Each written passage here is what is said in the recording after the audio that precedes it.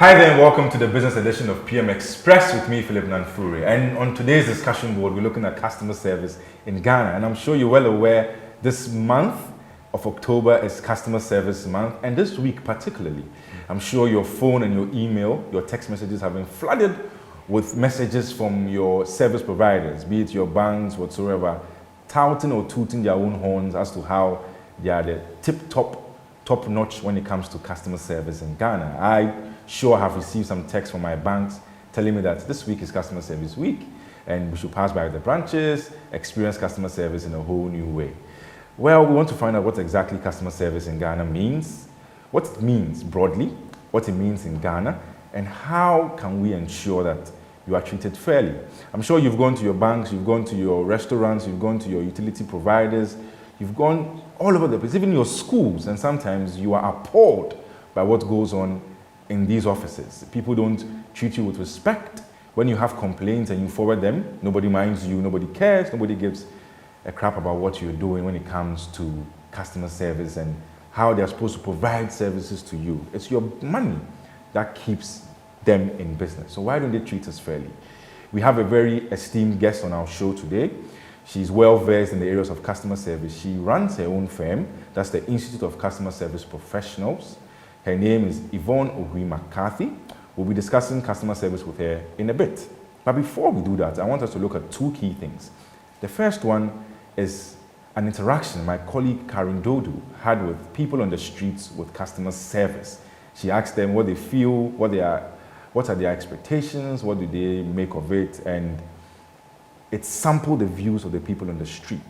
And I want us to take a look at Karen Dodo's report she put together for the Joy Business team.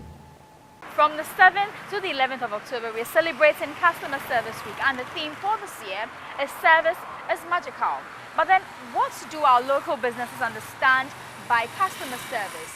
Are they indeed ready to sacrifice and make sure that their consumers get the best of service? According to the Cambridge Dictionary, customer service refers to the way that companies behave towards their customers, for example, how well they treat them. The perception of success of such interactions is dependent on employees who can adjust themselves to the personality of the guest. I decided to test a vendor by purchasing a bottle of water worth 2 cedis with a 50 cedi note. My aim was to find out how the vendor would react in getting me change.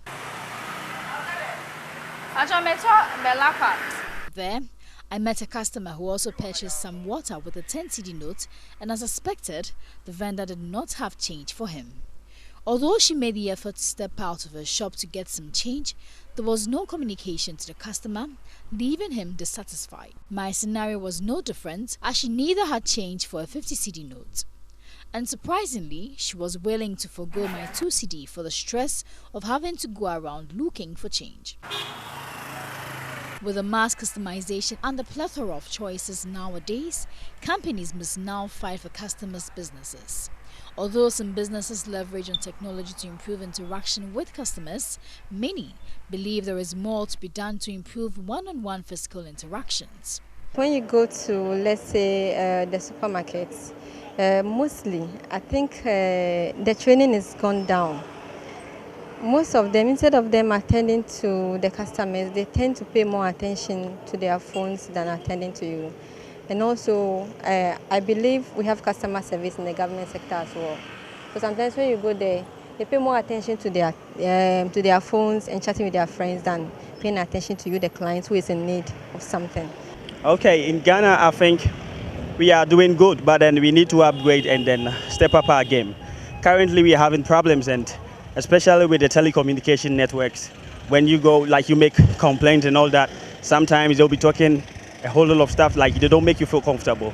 And with the banks, you go there, you see them with their cell phones, they hold their cell phones, they have divided attentions, they don't get to the customers, and they treat you, they think with your appearance, you are nobody, but that is wrong. Yes. My friend had an accident from Kumasi, had the surgery there, he fractured his arm. Then he came here for dressing since he stays here. Then a wound that is less than a week old, a nurse from, I don't know what kind of nurse she is. I don't know if she's a voluntary nurse or not. She just opened the wound, pressed it, and now 2 days later, the wound is rotten and it's infected. And now he needs plastic surgery. And all the hospital can do, tell us, is we should go to 37 military hospital for them to take care of us. They didn't compensate us. They didn't say anything about it. They didn't say anything to the nurse. Like, she wasn't querying nothing. So I feel like people now just want money from us. They don't want to know what we really need. The need of the customer is no more needed. Now it's just about money, money, money, money. For consumers with special needs like Johnson Mahama, the need for customer service is even more important. I have a lot of problem when I go to public places to access the service there. But because many people as a Ghanaian forgetting that we have different people with disability, especially the deaf. So me like this, sometimes when I go, I try to draw the people attention to know that, oh, this is the person I am. So with my time, draw my attention. But it's like both people, we are wasting their time. According to 2017 State of Global Customer Service report by Microsoft, consumers say customer service is an important factor in the choice of loyalty to a brand. So before you turn away that consumer with your actions, remember that you may be losing a customer for life. For Joy Business, Karen Dodo. So that was Karen Dodo's report highlighting customer service from the people on the streets. You and I, we are the ones that make up this country. Now we're going to move on to a lady who also runs the customer service aspect of a big institution. Her name is Nanefua Roxon. She's the group head, corporate affairs and marketing at Glyco Group. Glyco deals with insurance, life insurance, general insurance, pensions, etc. Glyco is going to give us some education, and the person doing this is Nanefua Roxon. Let's take a look at what she has to say.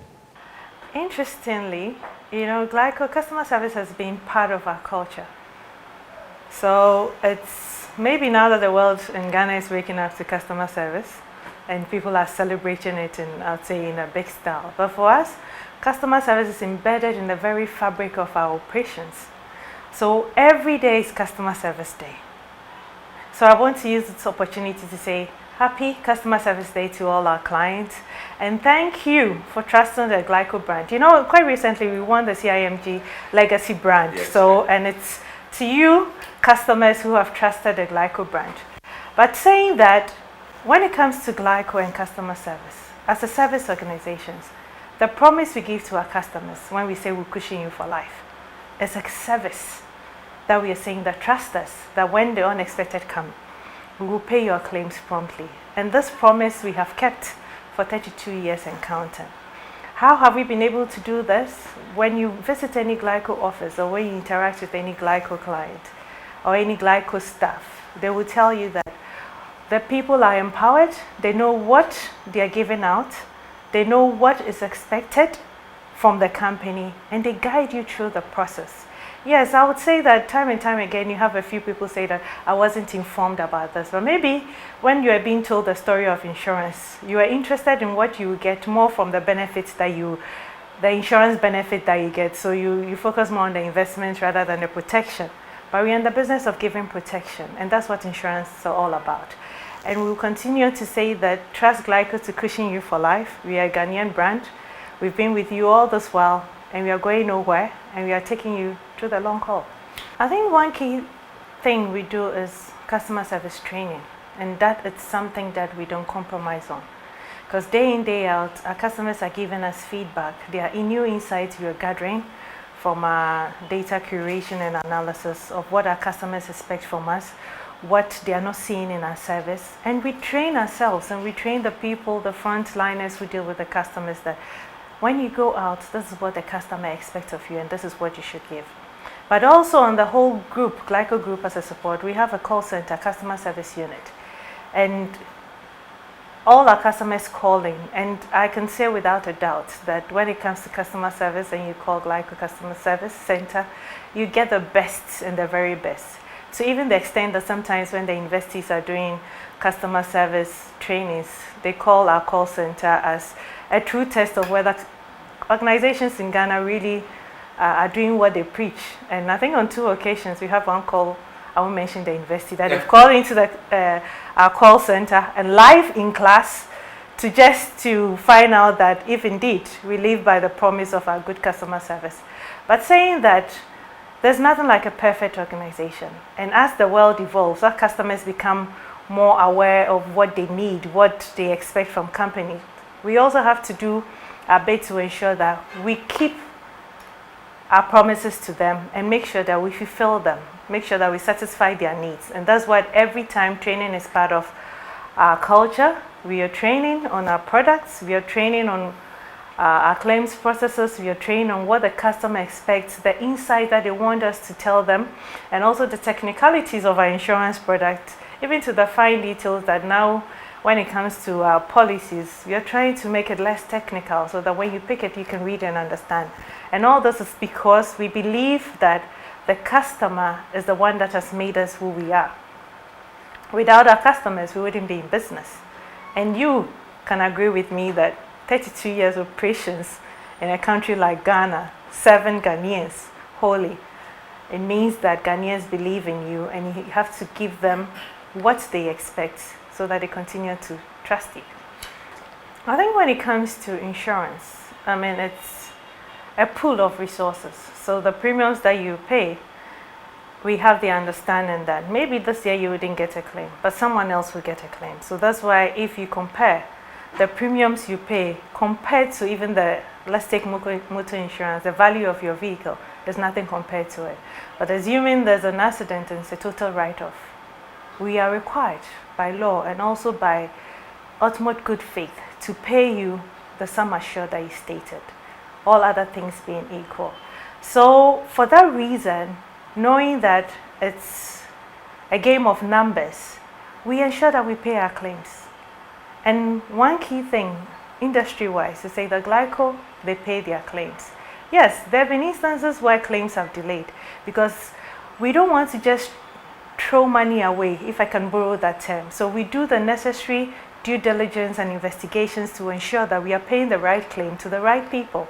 So in some instances, some of the claims delay, but on a daily basis, we are paying so much claims. And once everything checks out, we pay your claim, be it life insurance, be it health insurance, be it pensions, and also general insurance where motor comes in. But it looks as if when we talk about insurance, everybody tends to think about motor. It's not just about motor insurance. So we just want to tell everyone that in the event of financial reforms and crisis, that's when you need insurance the most. Because it's a promise that you know that when everything fails, you can fall back on insurance. That's why we say we cushion you for life, actually.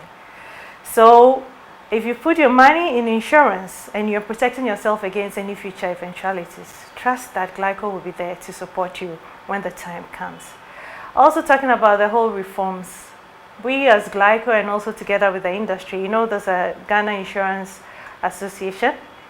We've come together and we've been holding a lot of stakeholder engagements with our regulators on how best we can make this industry robust for the future and also for the comfort of Ghanaians.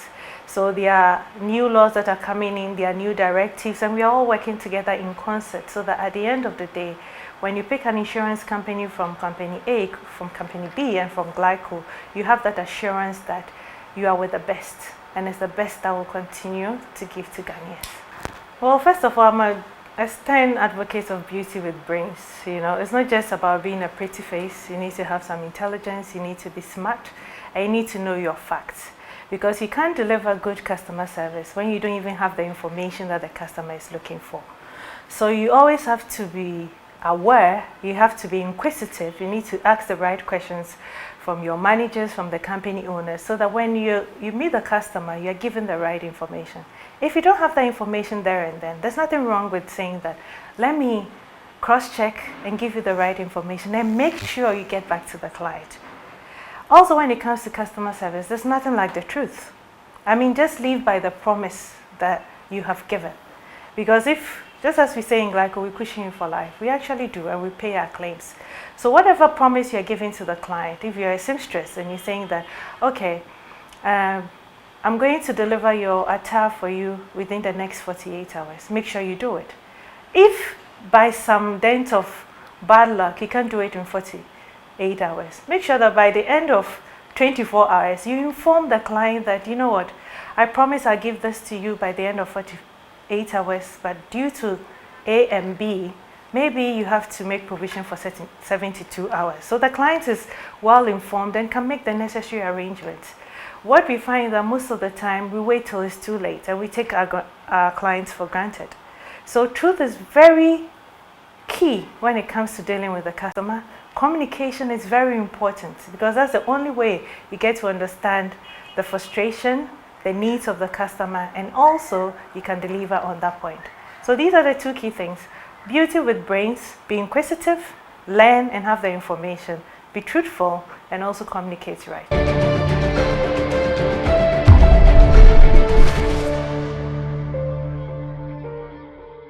So that was Anefo Roxon, Group Head, Corporate Affairs and Marketing at Glyco Group. We're taking a quick break. We'll be right back. Now, this is the business edition of PM Express with me, Philip Nanfuri. My guest, I mentioned earlier on, Yvonne Ohui McCarthy. She's the head of Institute of Customer Service Professionals. She's worked abroad, dealt with customer service there, and has come to Ghana and deals with it on a daily basis. That is her bread and butter. What she does for a living is to prime up customer service in this country in different ways. And people think that customer service has just got to do with going to a banking hall and hello and welcome. No, it goes beyond that. The look and feel, the aesthetics of the room you are in. So many things come into customer service, and Yvonne will be telling us more. Yvonne, thank you very much for your time. Thank you for having PM Express. So, first question I want to find out.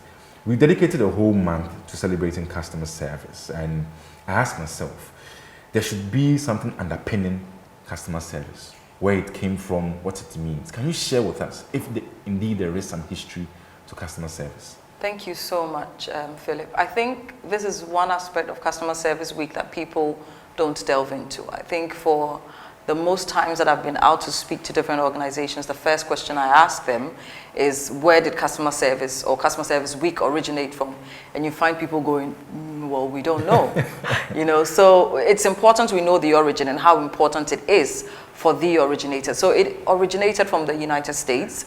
It was initially established by the International Customer Service Association. Okay. So they celebrated it up from 1984, that's some 35 years ago, okay, up until 1992, when it was passed in Congress and proclaimed a weekly celebration every year, okay, to celebrate customer service and organizations that were at least putting in the effort to give their customers the best. So that's where it originated from. Okay. The U.S. economy, speaking of where it came from, and what comes to my mind is the issue of copy, like we call it in Ghana. Yeah. The U.S. economy is mainly consumer-driven. The U.S. is often touted as where capitalism was birthed, the home of corporations and capitalism. So if they are celebrating Customer Service Week because their economy thrives on the consumer, the customer, yeah, come to Ghana, we have a mixed system where we have a burgeoning of these corporations or these institutions, but a mix of government hand still in a lot of things around us. Will it be misplaced to say that we are copying blindly, as people often accuse African countries of doing? Okay. Are we copying blindly? That's a very, very good question. I think the copying blindly comes with us just copying and celebrating and not understanding the underpinning issues of customer service. And when you look at our actual sectors now, you find that we have over 54.1% of our economic activity right into the service area. So true, everybody is literally offering some kind of service, with industry and manufacturing taking up the rest. So we're right to want to copy them. But where we fall short is understanding exactly why we're copying them, how we can even improve, because there was no need, or there is no need to reinvent the wheel. They've already set it in motion. But we need to be asking ourselves, how do we change whatever we're learning from them into what we need? Because they're way ahead of us. They're here and we're here. So we need to be looking at it at our level and asking ourselves, what can we do for us? Before we delve into the nitty-gritties in our conversation, when I was in school, anytime you're starting an essay or a discussion, the first thing is definition. What is customer service? I would define it as the interaction a service provider has with the consumer of that service or that good. people often, and correct us if we're wrong, they seem to have a certain notion that customer service has got to do with somebody sitting in a hall or a room smiling sheepishly and telling you that all is well and good. But I do believe customer service goes beyond that. Can you give us just a bit about some standardized definition of what customer service is about? Absolutely. What I probably wouldn't do is to give you the Googled up definitions and all that, because that's what everyone else does. You know, they'll tell you it's a service you receive before and after a purchase, and that's not what it is. What I want people to start thinking about is the word service. Forget about the customer. What does the word service mean? And the word service is an actionable word. So it's taking action to create value for someone else. So you're right, it's an interaction, but think about it. You can either have a positive or a negative interaction.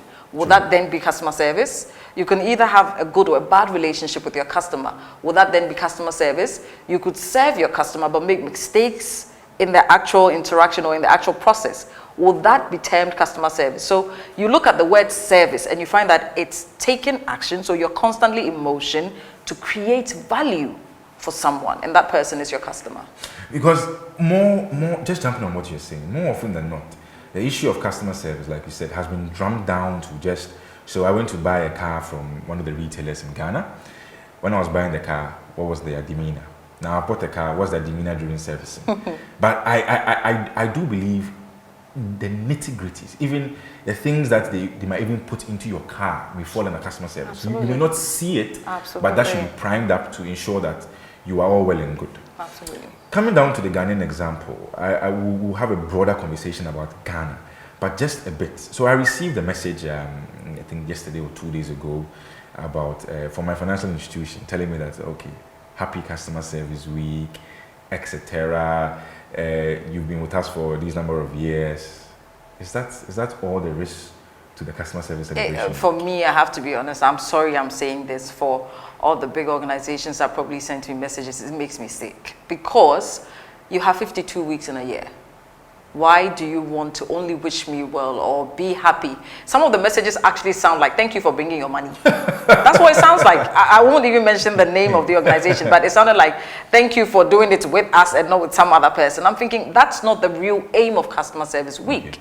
It's about you understanding what your customer even anticipates to get from you as a service provider, and understanding how to engineer those things into the actual culture of the organization that you run. So we've missed the point completely. Like I said, we love everything cosmetic. So, let's just send them a blast. And then 100 people, I can guarantee you, if we have the same policy with one particular organization, because it's a blast, it's a bulk SMS, we all sit down here, and then we will say, yes, thank you very much for doing business with us. And that's not real.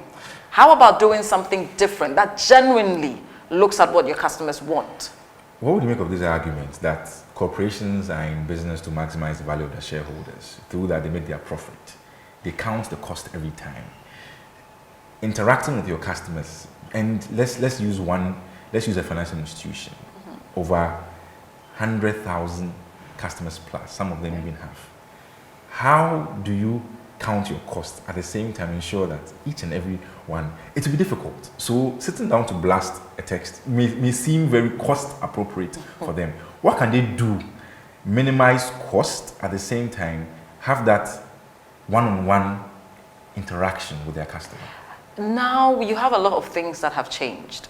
Customers are going online. People don't even want to go into banks and then speak to people. As an organization, you have to be innovative. You need to understand where your industry is going globally. I always say that we have nothing to worry about because we have other people who are actually way ahead of us. And so we can just follow. It's important, of course, every business, every organization is in business to make money. We understand that. But ask yourself who brings you the money. Customer. I think that's the number one question you need to be asking yourself. Who is going to bring you the money that you want? Who is going to make the shareholder happy? Who is going to pay the managers their bonuses? It's the customer. And so once you understand that this person is the most important person within the chain, you would now have to sit down and try and create some value for them and make sure that you're actually taking care of their needs. But I always say that it becomes a bit difficult when you don't have Big Brother watching. So in other jurisdictions, you find that they actually have regulators. And I say this all the time. We don't have one. No, we don't. And it's not as if they're perfect in the UK or they're perfect in America. But if I'm telling you that way back in 1992, this whole customer service week thing was sent to Congress and was proclaimed as a week celebration every year. You can see the level at which they are looking at customer service. And then when you go to the UK, when you go to the House of Commons, they have an all-party parliamentary group who also sit in the House of Commons, listen to the kind of policies that are coming out, and they can tell you, no, this is not going to help customers, this is going to help the consumer. And then from there, they shape up some of the laws that they come out with. So at a very high level, people are involved, people understand what it means to treat the customer right, to make sure there are regulations that will also guide people who provide services. On the issue of not having a regulator, I hear through the grapevines that they're trying to put together a consumer protection bill, which should be laid before Parliament, if that is right. That will solve some of the problems. But now, in the silo system within which we operate, each industry has its own sort of body that looks into these Absolutely. things. Let me use the banks, for example, because of my personal bias.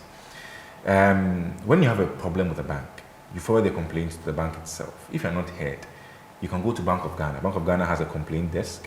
They also have an investigation and consumer reporting office, ICRO.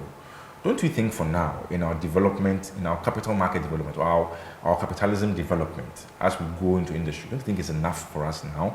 Or you think more push should be needed for such a bill, such a regulation where things will change? So when you look at BOG, for example, they have the Consumer Recourse Mechanism Directive, which is there to protect you and I. Okay, so it actually tells, especially the banks, make sure you've put a poster that tells the customer how to complain, who to complain to. If they're not happy, they can then come to BOG. So I do agree that some of these sectors, or almost all of them, have their individual regulators, but their individual regulators are more interested in looking at issues that affect their industry, not customer service. Okay. So we've come from a space where we've always seen customer service as that third arm. You know, it's not really important. We don't pay money to train people. We don't pay money to employ the right people. So if we want to start looking at it seriously, we can't just do it from one side. So for example, just the organization putting an effort, it has to come from the top, because apart from them wanting to do it, they've also got to be able to, they also need to understand that someone is watching you and making sure that you're doing the right thing. This is the business edition of PM Express with me, Philip Nanfuri. My guest, Yvonne Owi McCarthy. She is the head of the Institute of Customer Service Professionals. We've been delving into the issues about customer service. We just heard it. Your bank is supposed to paste on its wall, on its board, steps and complaints. When you go into the banking hall, are you more interested in your money, or you look around you to see what's going on? Sometimes just take a step back. Yes, the money is important, but look at some of these things. If you have complaints, you can forward it to them. If they don't listen to you, go to Bank of Ghana. We're taking a quick break. We'll be right back.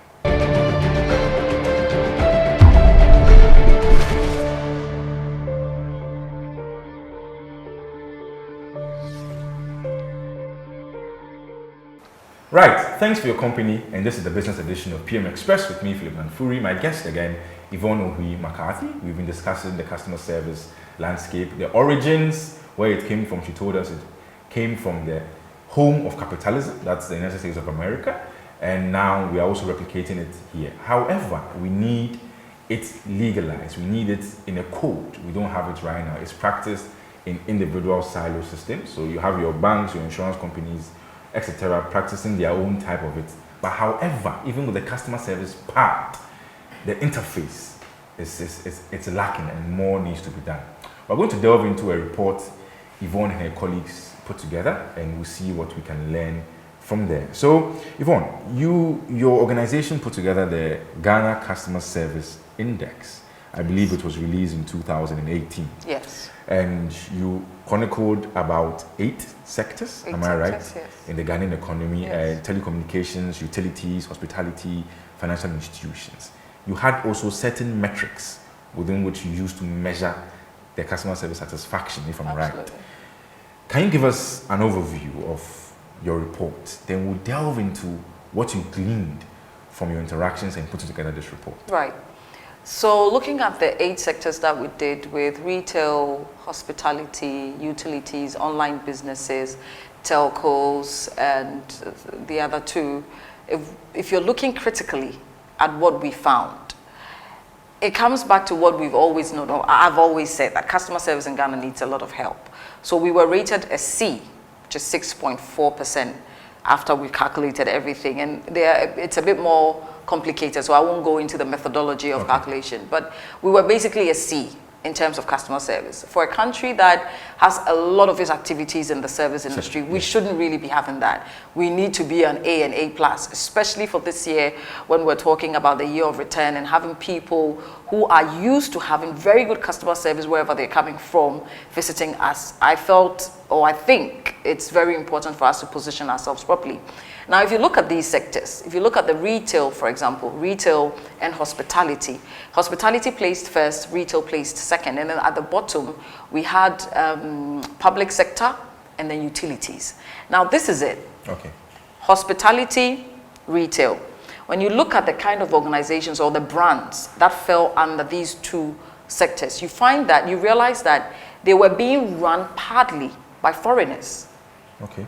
So if you look at the malls, yeah, true, a lot of them are being run by foreigners. You have Ghanaians working there, but they're run by foreigners. If you look at the hotels that we also use, a lot of them have or are foreign brands that have just come down here and are being run under franchise. So they run under a very strict guideline from wherever it is, you know, they've been brought from. Now, when you come to the bottom, where you have the utilities and you have the public sector, those two particular areas are also directly run by Ghanaians. So just by looking at that, from the first two to the bottom two, you realize that where we run, we fell. And where we had any kind of, you know, hand from or help from somewhere else, we did better. So it then said a lot to me that we still have a lot to do, because technically, having the public sector at the bottom is worrying. The public sector actually carried more of the customers that we surveyed.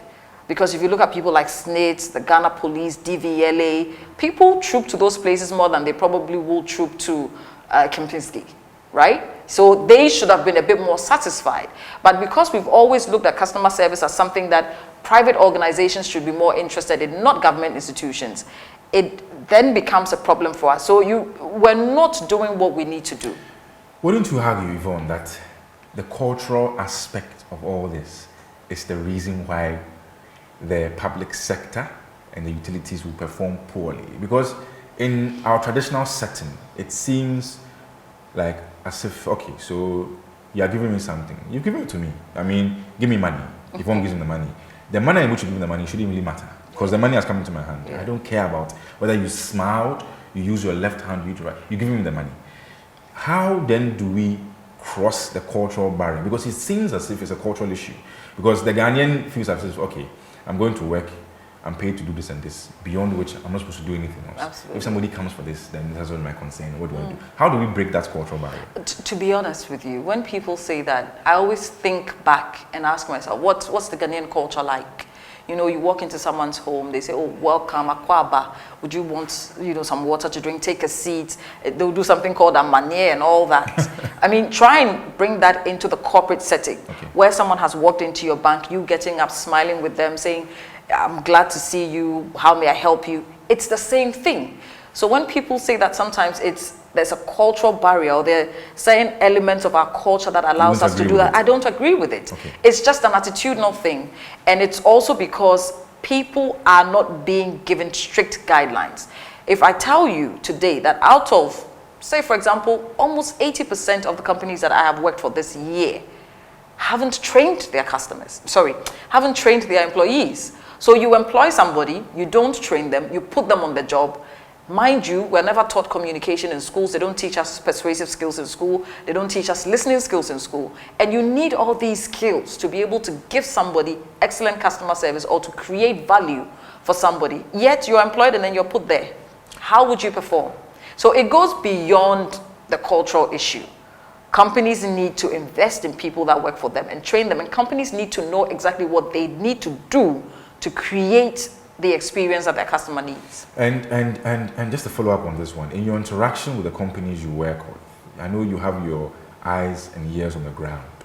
Are institutions placing a premium on their frontline staff in the country as we speak? Because I know a financial institution in Ghana here, top-notch bank, not Ghanaian owned, foreign owned, and it places a premium on their staff when it comes to training in terms of customer service. There are whole workshops organized just to train their staff. Do you think institutions are doing this? And if they are not, should they start?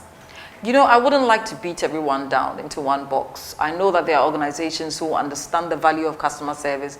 There are organizations who have CEOs who have come from, other global, organizations. So they do understand it. As to whether they're willing, there's a difference between understanding and knowing that I've got to do this. But are you willing to put money? Are you willing to draw the structures? Are you willing to put up the strategies to make sure that customer service is well, delivered within your organization? That's the question. So we do know, everybody knows it's important. You cannot run a business and say that, oh, well, I'm not sure about the importance of customer service. We all know, but how willing are we to invest in the right places to make sure that we create the right experiences for our customers? You've mentioned the hospitality industry, and what was the other one that was at the top? Retail. Retail. And at the bottom, we have the utilities and the public sector. The financial institutions. The financial institutions was fourth. Okay. My question here is, we've gone through a serious purge when it comes to particularly the banking and specialized deposit-taking institution sector. There were already complaints about this sector prior to this purge. Now this purge has happened. What should they be doing, generally speaking, not to any specific bank? Because I see some of them are active on social media, Instagram, Twitter. Some of them are rebranding in many ways. They put up behemoth structures, they're trying to change, etc. What would be your advice to them in the line of this? Because now you have an industry where already there was mistrust. Yeah. People complained of not being treated fairly. Now it's been exacerbated with this recent debacle in the industry. What do you expect, or what do you want them to do to appease the customers and gain their trust again? Right. I think financial institutions now need to stop being houses and being homes. It's not enough to just put up a beautiful building, your edifice is on point, you have all the ACs, your colors, you've branded and rebranded. That's not the point now. Right now, you have to create a home where people walk in and they can tell that it's warm because somebody engaged them, because somebody caught their attention the first 3 seconds they walked in, because somebody actually walked to them and said, let me walk you through the process. That's what they need to be focusing on. And they need to do a lot of education, because people have been misinformed in the past, people have been educated in the past. This is the time for them to actually have that relationship with their customers and try and build the trust. It's going to take time, but I think anytime there's a problem, it also poses an opportunity. It's how you look at it and how you strategize for it that will determine if you're going to come up tops or if you're still going to stay at the bottom. So for me, I think, well, it was the right thing that was done. There needed to be a purge. But beyond that, what is that particular sector doing now to make sure that it brings back the integrity that people, used to believe it had? Yvonne, I want to put you on the spot here. I want us to practicalize some of these customer service issues. Yeah. So when I walk into a banking hall, I have studied economics, some finance, some stuff. So when it comes to the transactional stuff, I understand a bit. When it comes to other things, I am very cognizant of information around me. So I'll look at your wall, I'll look at the things you have posted. When an ordinary customer, somebody who is only interested in, let's use the financial institutions first, interested in depositing or withdrawing his money, when he walks into a banking hall, what should he do and what should he expect? Let's assume that right now this is a banking setting and I go in as a customer. First and foremost, what should the bank staff do to receive a customer when they enter? Let's assume that you are the one in charge of the desk, frontline customer service staff. What should you do when you're receiving a customer? Okay, so even before, I think a lot of the times we're not even aware of the promises we make to our customers. So making promises doesn't necessarily mean that you're speaking to them and saying, I will do this for you.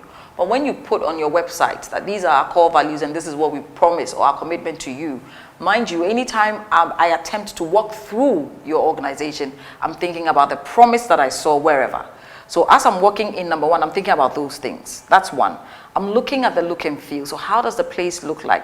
You mentioned something earlier on about, you know, the air conditioning. Yes, lighting, ventilation. Do you have enough seats there for me to sit? Do you have a pen for me to write? Do you have the brochures? Do you have the forms for me to fill out? That's one. Then I'm looking at the interaction. So when I enter, is there a security man standing there who is just, hey, madam, who gets me angry even before I get to talk to somebody who works with the bank? Or is there somebody standing at the door welcoming me, making sure that they are receptive enough to make me feel that they need me there?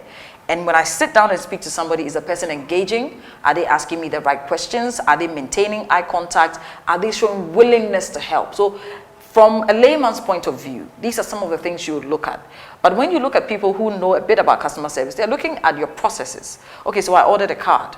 How long is it taking for you to get me this card? Are you still going on about 7 working days or 14 working days when we know very well now that you don't order the cards from China? And so it's probably seated you know, at your back office. Exactly. But then because the person doesn't want to get up and do it for you, they'll still go with, oh, that old policy of it's 14 days. So these are some of the things you would look at. But for the layman, customer service is about experience. It's about feeling. And every single time I walk in, I'm expecting a new feeling, a different experience. And that's just how it should be. It's about the experience and it's about feeling. I want to come to the hospitality industry. There's always this debate when you walk into a restaurant. And I, for one, when I was in Legon, I walked into one of the famous eateries, I'll call it that. And I told the person I wanted Minute Maid. And she just opens the freezer and takes another flavor. And I said, oh no, give me the apple. And she says, why didn't you say it in the first place? Such a situation, what should be the right thing to do? Am I the one supposed to enter and say, okay, I want Minute Maid, give me this? Or when I enter, she should ask, welcome to so and so, we have this and this, what would you want? What is the right thing to do? The right thing to do, first of all, is for the person providing the service to know exactly what they have. So that when you come to them and say, may I have, or can you give me so and so, right on the spot, they should be able to tell you, okay, unfortunately, sir, we don't have A, B, C, D. However, we have A, B, C, D. If you order this, it will take us 30 minutes. If you want that, it will take you 45 minutes. What usually happens is that these people come to work without knowing if they even have cassava or not.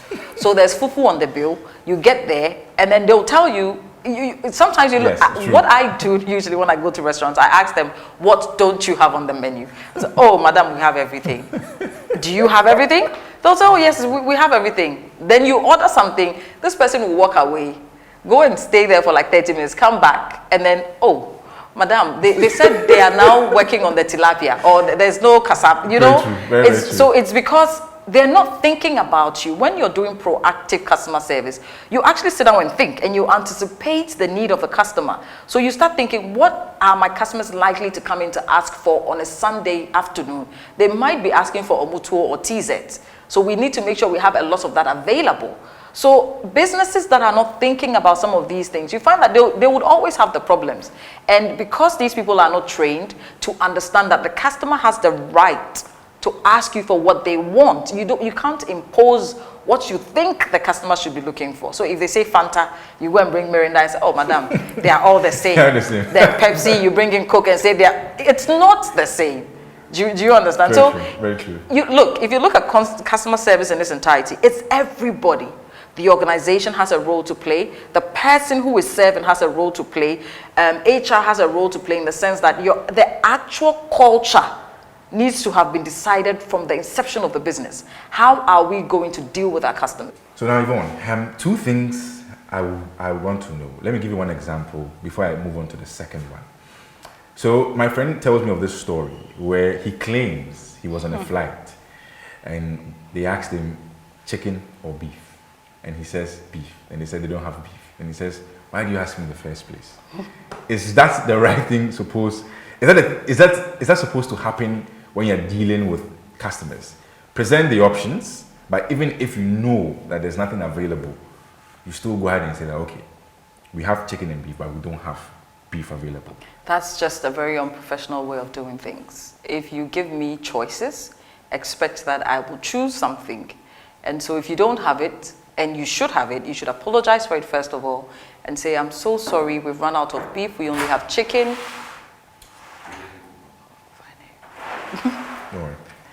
Okay. So if you don't have beef, just apologize first of all to the customer. We don't have beef, we only have chicken. Would that be okay with you? But if you say beef or chicken, and the person says chicken, and say, but we don't have chicken. It's wrong. It's wrong. This thing that we always hear, and people use it a lot, the customer is always right. What does it mean? And is that just an excuse to allow some customers who you and I know may be undeserving of quality service? Would that be a bias by saying that they are undeserving of quality service? 1 and 2. When you say the customer is always right, what does that mean?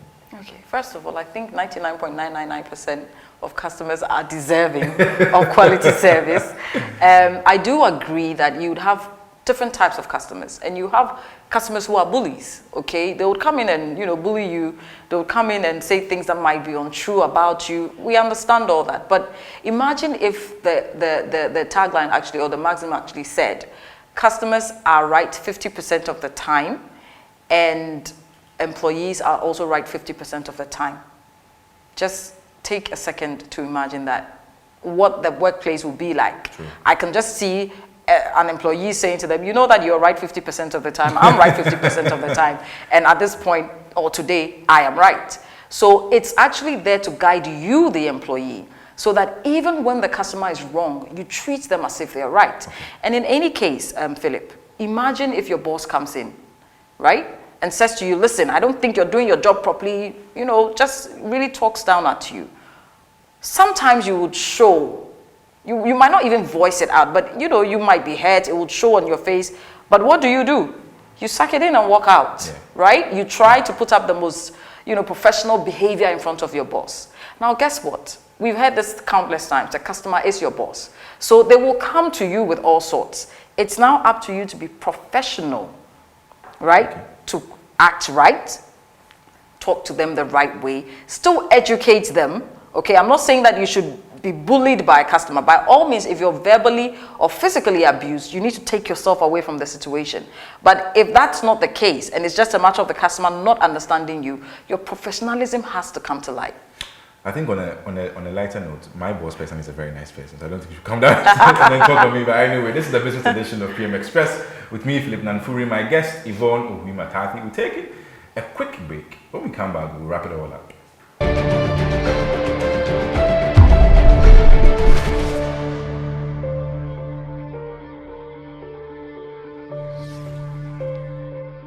Right, welcome back to the final part of our discussion on customer service as we celebrate the Customer Service Month. And our guest on the show, Yvonne Ohui-McCarthy, she heads the Institute of Customer Service Professionals. We've been going through a report she and her colleagues put together on the Ghana Customer Service Index. We've seen that the hospitality industry, retail industry were top notch. Our financial institutions came in fourth, and we have the utilities in the public sector coming at the bottom. Not to suggest there's anything wrong there, but then there's a lot to do when it comes to improving the interface they have with customers or consumers from Yvonne's perspective. Now, we're delving into the last part of our conversation, and the way forward for customer service in Ghana is key. She's already mentioned that we need a regulatory arm, something or someone to oversee all of us. Right now, we have a silo system where each industry has a body that will look into complaints coming from us. So what can Yvonne tell us, we the customers and the consumers, to do right and not to do? What can she tell corporations to do and not to do? And one key thing I want to ask from Yvonne, and I'll just cut straight to her at this point. If you are faced with poor customer service, Yvonne, you go into a restaurant, you go into a utility provider, you go into a financial institution, is taking to social media, Twitter, Facebook, LinkedIn, Instagram, whatsoever, and ranting, as we see now, is it a good way to keep corporations on their toes? Does it bode well for the development of customer service in the country? Or you think when these things happen, you should resolve it, and if there is no resolution, then you can go and destroy people's images on social media? What do you think we should do there? The word destroy is very strong, but I think people are running to channels that gets them results. That's just what it is. So if I have a problem with an organization, I complain once. First of all, they should even know that they've made a mistake, to empathize and apologize and then rectify the problem. If they don't, I talk about it, they still don't do anything about it. It's escalated, I go higher, they still don't do anything about it. What else can someone do? Especially when you're powerless. Okay, imagine you have a problem with the telcos. And we have problems with the telcos all the time. You have nobody to run to, right? What do? Facebook. If you have 5,000 friends and those 5,000 friends have other 5,000 friends, the probabilities are even 10% of your friends will get to see it. And then you start this chain reaction. So I don't think it's the first thing to run to. You need to give organizations the benefit of the doubt. When there's a problem, go in and speak to them. If they're not doing anything about it, I would not fault any customer for going on social media, because it's social media. And that's what it was made for. And finally, on the way forward for corporations and consumers and customers, what would you want us to do and or not do with regards to customer service? So about 3 years ago, there used to be this quote that said, in the year 2020, it's not your price, the pricing, or how beautiful your brand is that's going to get people to you, but it's going to be the customer service. Now we're about 2 months or so to that 2020. It's like the Vision 2020 we used to hear of when we were so young, and now Vision 2020 is here, So organizations need to understand, you can't run away from customer service. You need to invest in it. Employ the right people. When you're employing people, check if they have the right mindset and the right skill set, Philip. There are two problems now. And the problems are having people with the right mindset and the right skill set. So you can have the skill set, for example, be a good communicator, have persuasive skills, be a good listener, all those things that you need as a skill. But if your mindset is wrong, so you wake up in the morning telling yourself, today is Friday, and if that Mr. Osei comes to annoy me, I'm going to give it to him. You have the wrong mindset, but you have the skill set. On the reverse, you can also have the right attitude or the right mindset, knowing that customers are great. But if you're unable to communicate, you would have a problem. So we need to start employing the right people with the right skills and putting money into trying to train and educate them. And I always want to use the word educate, because when it comes to customer service, there's a difference. 10 years ago, you would use the word train. I now use the word educate. You need to understand, especially those at the helm of affairs. If you're saying now that you're the head of customer service and you have not taken one single course out of this Ghana in customer service, I don't rate it, because I feel like you're missing the education part, because there is an educational part of customer service, which has to do with coming up with strategies, understanding the buying cycle, understanding the values, the people that you work with. And it's a bit more detailed than just getting the right people who are pretty to wear the right clothes and to smile. We've gone beyond that. So that's for organizations. They need to invest in people, employ the right people, and be a bit more concerned about their customers. For you and I, who are customers, we need to understand what our rights are. It's not okay to be paying money to a service provider who doesn't care about you. If you have the choice, for those that have monopolized the system, we don't have a choice, because if we don't, we'll sleep, light off. So that's the only company. But with the sectors that actually have different organizations, sometimes move. Because when you go to the UK, you make a mistake, they move. And by the end of the year, they realize, oh my God, I think at this particular quarter, because this case came up about us, we lost 20% of our customers.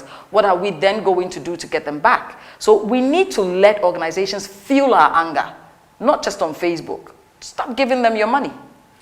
Yvonne, I want to say a very big thank you. It's been Thank you for having me. Discussing customer service. She's shared a lot with us. It's not just the smiley and pretty faces, like she said. It's not about being well groomed and saying welcome and stretching out your hand and smelling good. It goes beyond that. We all have roles to play. And she shared a lot with us. We need to introduce some formality in the system to have it regulated. Corporations need to do more, and consumers, like she said, we need to know our rights. And this has been the business edition of PM Express with me, Philip Nanfuri. My guest, Yvonne Ohui McCarthy. She's the head of the Institute of Customer Service Professionals. Thank you.